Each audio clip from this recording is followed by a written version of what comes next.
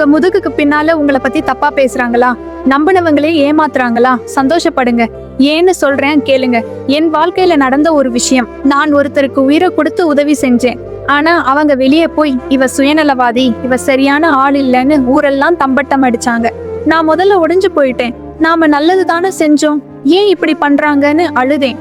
ஆனா அப்போதான் எனக்கு ஒரு பெரிய ட்விஸ்ட் புரிஞ்சுது. அவங்க என்னை பத்தி தப்பா பேசினதால என் கூட இருந்த போலியான உறவுக்காரங்க, நடிக்கிற நண்பர்கள் எல்லாம் என்னை விட்டு ஓடி போயிட்டாங்க.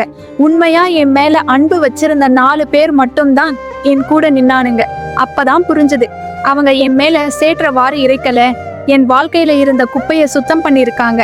அவங்க பேசின பழிச்சொல் தான் எனக்கு கிடைச்ச பெரிய ஃபில்டர்.